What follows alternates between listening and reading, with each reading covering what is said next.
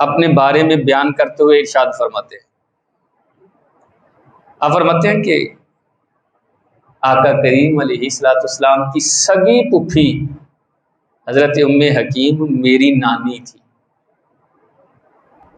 اور سرکار کے جو والد گرامی حضرت عبداللہ، اور آقا کریم علیہ الصلوۃ والسلام کے والد گرامی حضرت عبداللہ اور حضرت عثمان غنی کی جو نانی ہیں حضرت ام حکیم، ہیں تو سگے بہن بھائی، حمل بھی ایک ہی ہے، جڑوا ہوتا ہے نا، جڑوا بچہ کے بچہ پیدا ہوئے، کہتے ہیں میری نانی اور سرکار کے والد گرامی اکٹھے ایک حمل سے پیدا ہوئے، 5ویں پشت میں جا کر حضرت عثمان غنی کا شجرہ نسب سرکار سے ملتا، مولا کائنات کے بعد سب سے قریبی رشتہ حضرت عثمان غنی کا تھا۔ آپ اپنا قبول اسلام کا خود واقعہ نقل کرتے ہیں، کہتے ہیں 34 سال کی عمر، چڑھتی جوانی، اور میں تاجر آدمی، تجارت کرنے والا، اور میرا کاروبار انٹرنیشنل سطح پر تھا، چھوٹا تاجر نہیں تھا، اللہ نے مجھے بڑا مال دیا ہوا تھا۔ میں اپنی خالہ کے گھر گیا تو میری خالہ کسی کے ساتھ گفتگو کر رہی تھی، اور ابھی ابتدائی ایام ہی تھے کہ سرکار نے نبوت کا دعویٰ کیا۔ میری خالہ باتیں کر رہی تھی، باتوں ہی باتوں میں کہنے لگی، تمہیں پتہ ہے جنہوں نے نبوت کا دعویٰ کیا ہے وہ قول کے بھی سچے ہیں اور فعل کے بھی سچے ہیں، جھوٹ نہیں ہے وہاں، وہ بڑے سچے آدمی ہیں، اور یقیناً وہ اللہ کے رسول ہیں، کیونکہ میں نے پرانی کتابیں پڑھی ہیں، ان کے اندر یہی نشانیاں لکھی ہیں۔ باتیں کرتے کرتے میری طرف دیکھ کر کہنے لگے، عثمان تمہیں پتہ ہے تمہارا نکاح 2 عورتوں کے ساتھ ہونے والا ہے، 2 عورتیں تمہارے نکاح میں آئیں گی، اور تمہیں مبارک ہو، وہ دونوں شہزادیاں نبی کی شہزادیاں ہوں گی، یہ کے بعد دیگر تیرے نکاح میں آئیں گی، اور وہ نبی بھی کوئی اور نبی نہیں ہے، احمد مجتبیٰ محمد مصطفیٰ صلی اللہ تعالی علیہ وسلم ہی ہیں۔ اچھا، کہتے میں نے وہاں سے بات سنی اور باہر آ گیا۔ میرا یارانہ سیدنا صدیق اکبر رضی اللہ تعالیٰ عنہ کے ساتھ تھا، کاروبار کا لین دین معاملات بھی چلتے تھے، وہ بھی تاجر تھے، میں بھی تاجر، ذرا گہری دوستی تھی۔ میں ان کے پاس بیٹھا تو سیدنا صدیق اکبر نے کہا، عثمان آج کاروباری بات نہیں ہوگی، آج محمد مصطفیٰ صلی اللہ تعالی علیہ وسلم کی بات ہوگی۔ میں نے کہا وہ کون ہے؟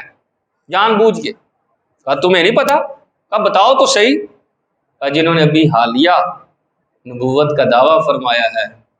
کہا اچھا کچھ بتاؤ ان کے بارے میں۔ کہتے بس میں نے اتنا کہا، سیدنا صدیق اکبر نے بڑی محبت کے ساتھ سرکار کے اوصاف بیان کرنا شروع کر دیے، پرانی کتابوں کے حوالہ جات دینے شروع کر دیے، اور میرا دل مائل ہو رہا تھا۔ تو کہنے لگے تم بھی یار اسلام قبول کر لو۔ تو میں نے کہا یار اتنی جلدی تھوڑی ہوتا ہے، اپنے آباء و اجداد کا مذہب چھوڑنا اتنی جلدی تھوڑا ہوتا ہے، مجھے کچھ ٹائم نہیں دیتے۔ ابھی یہ بات چل رہی تھی، ادھر سے سرکار اور حضرت علی بھی تشریف لے آئے۔ اللہ اکبر، جب کسی کے نصیب جاگنے ہو تو خود رحمت للعالمین تشریف لے آئے۔ آ کر سیدنا عثمان غنی کی طرف دیکھ کر مسکرائے، اور مسکرا کر فرمانے لگے عثمان یار کب تک اتنے سارے خداؤں کو پوجتے رہو گے، کیوں نہیں ایک خدا کی عبادت کرتے جو تمہیں سب سے مستغنی کر دیتا ہے۔ میں نے کہا جی اچھا آپ کا کیا مقام ہے؟ کہا کس مقام کی بات کرتے ہو، مقام ایک ہی ہے صرف، اور وہ لا الہ الا اللہ ہے۔ کہا اللہ نے کچھ آپ پر اتارا؟ کہا ہاں نا قرآن اتارا ہے۔ کہا کچھ پڑھ کر سنائیں گے؟ اللہ اکبر، آقا کریم علیہ الصلوۃ والسلام نے 30ویں سپارے کی دوسری سورت، سورۃ الذاریات، سورۃ النازعات جو ہے یہ پڑھی، اور پھر سورۃ الذاریات بھی پڑھی۔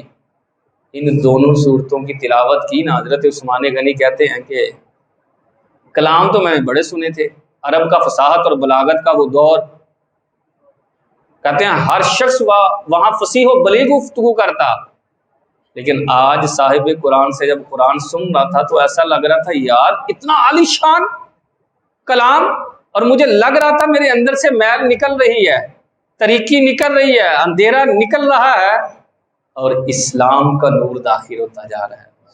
ادھر تلاوت قرآن ختم ہوئی، میں نے انہیں عرض کی یا رسول اللہ ہاتھ بڑھائیں اور عثمان آپ کے ہاتھوں میں ہاتھ دے کر قیامت تک آپ کے غلاموں میں شامل ہو جاتا ہے۔ میں نے اسلام قبول کر لیا،